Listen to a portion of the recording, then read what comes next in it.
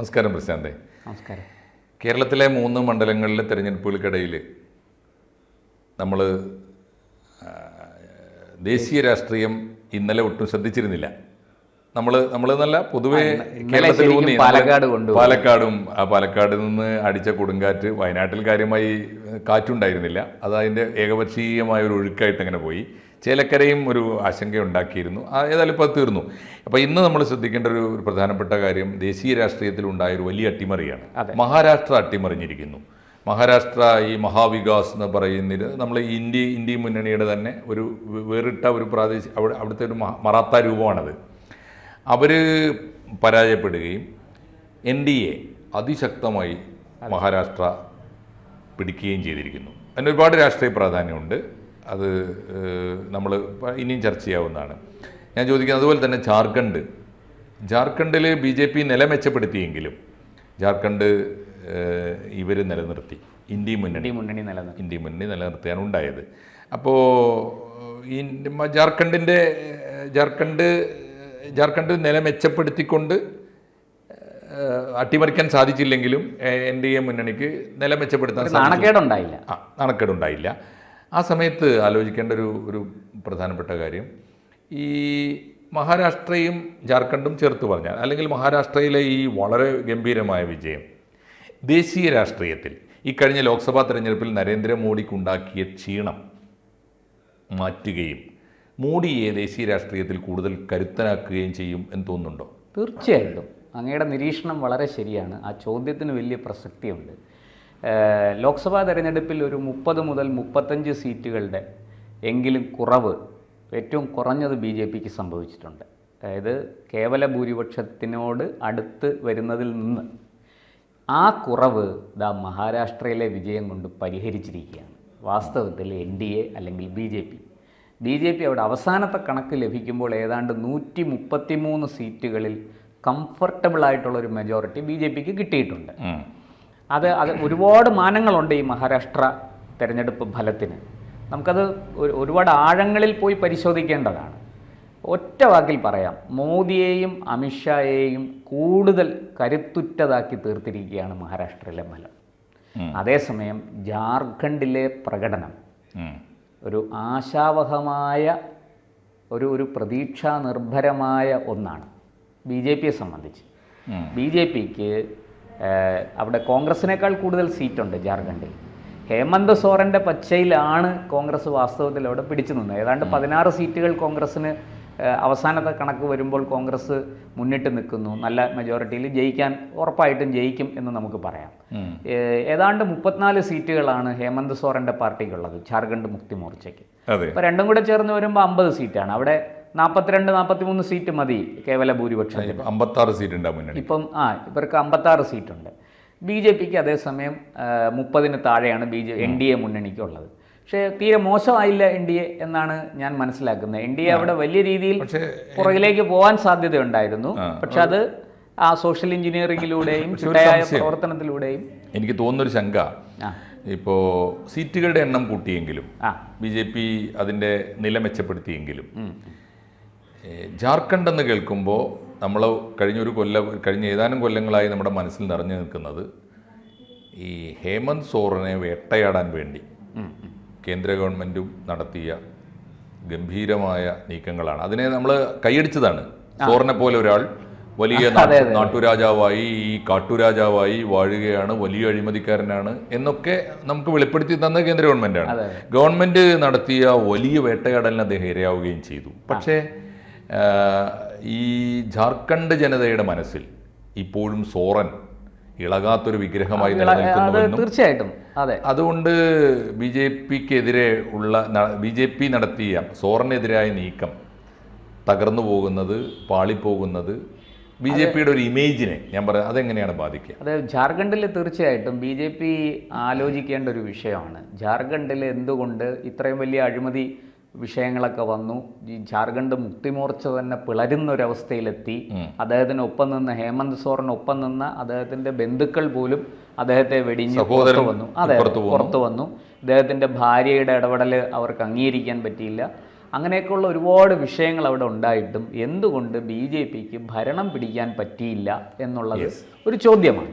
അപ്പോൾ അതിൻ്റെ വോട്ടിംഗ് ശതമാനമൊക്കെ ഇനി പുറത്ത് നമ്മുടെ കേരളം പോലെയല്ല, അവിടെയൊക്കെ വളരെ പതുക്കെ. കാരണം ഒരുപാട് ഈ വനപ്രദേശവും മലയോര മേഖലയൊക്കെ അല്ലേ, കൂടുതൽ വിവരങ്ങൾ വന്നുകൊണ്ടിരിക്കുന്നതേ ഉള്ളൂ. നമുക്ക് അവസാന കണക്കിലേക്ക് എത്തിയാലേ അവിടെ വോട്ടിംഗ് ശതമാനം എത്രയാണ്, BJPയും അതായത് NDAയും ഇന്ത്യ മുന്നണിയും തമ്മിൽ, BJPയും കോൺഗ്രസും തമ്മിൽ, BJPയും ഹേമന്ത് സോറൻ്റെ പാർട്ടിയും തമ്മിൽ എത്രയാണ് വോട്ട് ശതമാനത്തിലെ വ്യത്യാസം തുടങ്ങിയ കാര്യങ്ങളൊക്കെ അറിയണം. നമുക്ക് അറിഞ്ഞാലേ നമുക്കത് പറയാൻ പറ്റുള്ളൂ. എൻ്റെ ഒരു പ്രാഥമിക വിലയിരുത്തലിൽ BJP മോശമായിട്ടില്ല എന്ന് പറയാം. അവിടെ അതായത് അവരുടെ നിലവിലെ സ്ഥിതി എന്താണോ അത് ഏതാണ്ട് തുടരാൻ അവർക്ക് സാധിച്ചു. ചില സ്ട്രാറ്റജി പഴിച്ചു പോയി. ഇനിയിപ്പോൾ ഒരു പക്ഷേ നമുക്ക് BJPയാണ്, അമിത്ഷായാണ്, തന്ത്രങ്ങളുടെ രാജകുമാരനാണ്, എന്താ പറയുക, ചാണക്യന് ശിഷ്യപ്പെട്ടിരിക്കുന്നയാളാണ് അമിത്ഷാ. ആധുനിക ചാണക്യൻ എന്നൊക്കെയാണ് അദ്ദേഹത്തെ ഉത്തരേന്ത്യൻ മാധ്യമങ്ങളൊക്കെ വിശേഷിപ്പിക്കുന്നത്. പ്രതിപക്ഷത്തെ പോലും അതെ, ഈ ഹേമന്ത് സോറൻ നാളെ BJPയുടെ സഖ്യകക്ഷിയായാൽ എന്ത് ചെയ്യും? അപ്പം നമുക്കതൊന്നും പ്രവചനാതീതമാണ്. ജാർഖണ്ഡ് എന്തും സംഭവിക്കാം. പക്ഷെ മഹാരാഷ്ട്ര അങ്ങനെയല്ല. മഹാരാഷ്ട്ര വളരെ ക്ലിയർ കട്ട് ക്രിസ്റ്റൽ മെജോറിറ്റി കൊടുത്തിരിക്കുകയാണ്. അത് മഹാരാഷ്ട്ര നമ്മൾ വളരെ ആഴത്തിൽ പരിശോധിക്കണം. അതിനകത്ത് ഞാൻ പറഞ്ഞല്ലോ, ഈ BJPക്ക് ദേശീയ തലത്തിൽ 2024 ഉണ്ടായ ഒരു ഒരു ഒരു ഒരു എന്താ പറയുക, ഒരു ചെറിയ ദൗർബല്യം, ഒരു 30 മുതൽ 35 40 സീറ്റുകളുടെ ഒരു കുറവ് മൊത്തത്തിൽ അവർക്ക് വന്നിട്ടുണ്ട്. കേവല ഭൂരിപക്ഷത്തിൽ നിന്ന് ഒറ്റയ്ക്ക് ഭരിക്കാനുണ്ട്. അതിനെ ആ ദൗർബല്യം അല്ലെങ്കിൽ ആ ഒരു നാണക്കേടിനെ മറികടക്കാൻ കഴിയുന്ന ഒരു പ്രകടനമാണ് മഹാരാഷ്ട്രയിൽ നടത്തിയത്. എന്ന് മാത്രമല്ല, ആ മഹാരാഷ്ട്രയിലെ പ്രകടനം മോദിയെ കൂടുതൽ കരുത്തനാക്കിയിരിക്കുന്നു. അതിൻ്റെ തെളിവ് എന്താണെന്നും കൂടെ ഞാൻ പറയാം. മോദി ഇന്നലെ മഹാരാഷ്ട്രയിലെ BJP പ്രവർത്തകരെ അഭിസംബോധന ചെയ്തു. അവരോട് പറഞ്ഞത്, അദ്ദേഹം മഹാരാഷ്ട്രയിലെ വിജയത്തെയൊക്കെ അഭിനന്ദിച്ചു ഒക്കെ ചെയ്തു, പക്ഷേ അവരിലൂടെ അദ്ദേഹം ലോകത്തിന് മുന്നിൽ പറഞ്ഞത് BJP ഭാരതത്തിൻ്റെ ഭരണഘടനയാണ് ഏറ്റവും പ്രധാനമായി കാണുന്നത്.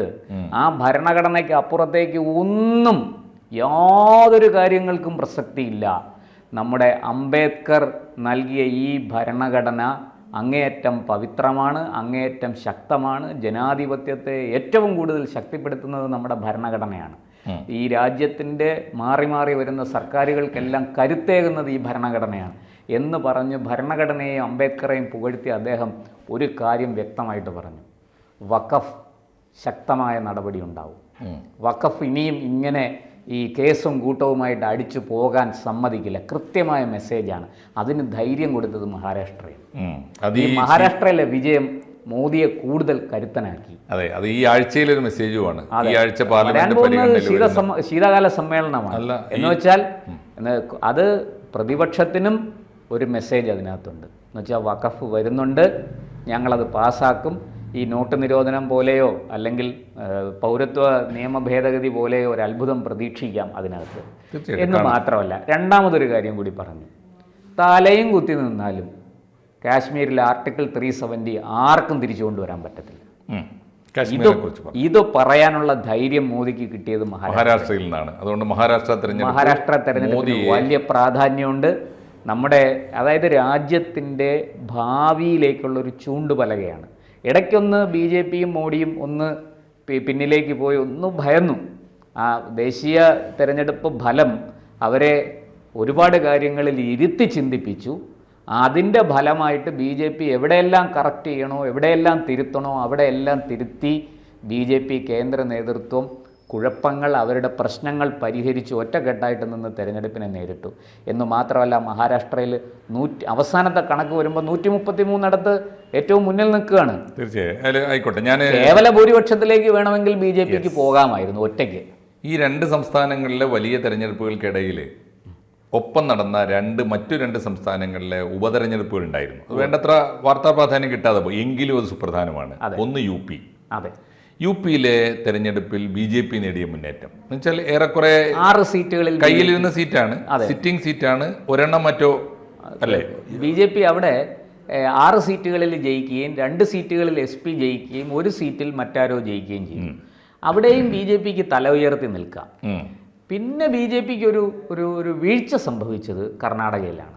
കർണാടകയിൽ 3 സീറ്റ് ബി ജെ പിക്ക് നഷ്ടപ്പെട്ടു. അത് 2 ബി ജെ പിയുടെ സിറ്റിംഗ് സീറ്റ്, 3 സീറ്റിൽ കോൺഗ്രസ് വിജയിച്ചു, 2 ബി ജെ പിയുടെ സിറ്റിംഗ് സീറ്റാണെന്നാണ് ഞാൻ മനസ്സിലാക്കുന്നത്. അത് 2 മുൻ മുഖ്യമന്ത്രിമാരുടെ അവർ ലോക്സഭയിലേക്ക് ജയിച്ചു പോയപ്പോൾ അവരുടെ മക്കള്, ഒന്ന് ഈ കുമാരസ്വാമിയുടെ പാർട്ടിയുടേതാണ്, ഒന്ന് പഴയ ബസവരാജ ബൊമ്മയുടെ, അതാണെന്ന് തോന്നുന്നു, കൃത്യമായിട്ട് എനിക്കറിയില്ല. എന്തായാലും അവിടെ ബി ജെ പിക്ക് ഒരു വീഴ്ച, ഇടിവ് സംഭവിച്ചിട്ടുണ്ട്. പിന്നെ കോൺഗ്രസ് ആണ് കർണാടക ഭരിക്കുന്നത്. അപ്പം നമ്മൾ അത്ഭുതങ്ങൾ പ്രതീക്ഷിക്കേണ്ട, അട്ടിമറികൾ പ്രതീക്ഷിക്കേണ്ട. ആവട്ടെ. ഞാൻ അതിനിടയിൽ ഒരു അടിയൊഴുക്ക് ക്വസ്റ്റ്യൻ ചോദിക്കട്ടെ. UP-യിൽ കഴിഞ്ഞ ലോക്സഭാ തെരഞ്ഞെടുപ്പിൽ നരേന്ദ്രമോദിക്ക് വലിയ അടി കൊടുത്തത് UP ആണ്, മറ്റാരുമല്ല. അവിടെ ഉപതെരഞ്ഞെടുപ്പുകളിൽ BJP ജയിക്കുന്നു. UP-ലെ വിജയം മഹാരാഷ്ട്രയിലെ വിജയം പോലെ ഞാൻ കാണുന്നില്ല. UP-ലെ വിജയം മോദിയുടെ വിജയമല്ല എന്ന് ഞാൻ പറഞ്ഞാലോ? യോഗി ആദിത്യനാഥിന്റെ വിജയമാണ്. ആ വിജയം മോദിക്ക് ഗുണമാണോ, കരുത്താണോ, അതോ ഒരു കരുത്തനായ എതിരാളിയാണോ വരുന്നത്? കരുത്തനായ എതിരാളിയല്ല, അതിനകത്ത് കരുത്തുള്ള ആരോഗ്യകരമായ മത്സരത്തിന് കാരണമാകുന്ന ഒരു എതിരാളിയാണ്. ഓക്കെ, ഒറ്റ ചോദ്യം കൂടി തീർന്നു. ഇതിനിടയിൽ നമ്മൾ ഒട്ടും പരിഗണിക്കാത്ത ഒരു സംസ്ഥാനത്ത് നടന്ന ഉപതെരഞ്ഞെടുപ്പുകളിൽ മുഴുവൻ സീറ്റും ഭരണകക്ഷി തൂത്തുവാരി കൊണ്ടുപോയിട്ടുണ്ട്. അത് പശ്ചിമ ബംഗാളിലാണ്. ഒരു പക്ഷേ ഈ കഴിഞ്ഞ ഏതാനും വർഷങ്ങളായിട്ട് നിരന്തരം സംഘർഷങ്ങളും കത്തിയാളുകയും നിരന്തരമായ സമരങ്ങളും നടന്നൊരു നാടാണ്. അതെ, ആ നാട്ടിൽ ഇപ്പോഴും അചഞ്ചലമായ ജനവിശ്വാസത്തോടെ മമതാ ബാനർജി മുന്നോട്ട് പോകുന്നു എന്നത് അത് പരിശോധിക്കപ്പെടേണ്ട വിഷയമാണ് മാഷേ. നമുക്ക് പെട്ടെന്നൊരു ഉത്തരം പറയാൻ പറ്റില്ല, കൂടുതൽ വിവരങ്ങൾ അതിനെക്കുറിച്ച് കിട്ടാനുണ്ട്. പക്ഷേ എന്തൊക്കെയായാലും മമതയുടെ അപ്രമാദിത്വം ബംഗാളിൽ തുടരുന്നു. വംഗദേശം മമതയെ കൈവിടാൻ തയ്യാറല്ല എന്നാണ് പ്രാഥമികമായി നമുക്ക് പറയാൻ കഴിയുന്ന കാര്യം. BJPയുടെ അവിടുത്തെ പ്രകടനത്തെക്കുറിച്ച്, വോട്ട് ഷെയറിനെ കുറിച്ചൊക്കെ കൂടുതൽ വിവരങ്ങൾ കിട്ടേണ്ടിയിരിക്കുന്നു. കിട്ടിയതിന് ശേഷം നമുക്കതൊരു സ്വതന്ത്ര വിഷയമായിട്ട് നമുക്കത് ചർച്ച ചെയ്യാം. എന്തായാലും പ്രാഥമികമായ ഈ ദേശീയ രാഷ്ട്രീയ തെരഞ്ഞെടുപ്പ് വിശകലനം നമുക്കിവിടെ അവസാനിപ്പിക്കാം. ഇനിയും നമുക്ക് പുതിയ വിവരങ്ങൾ വരുന്ന മുറയ്ക്ക് തുടരാം. നന്ദി.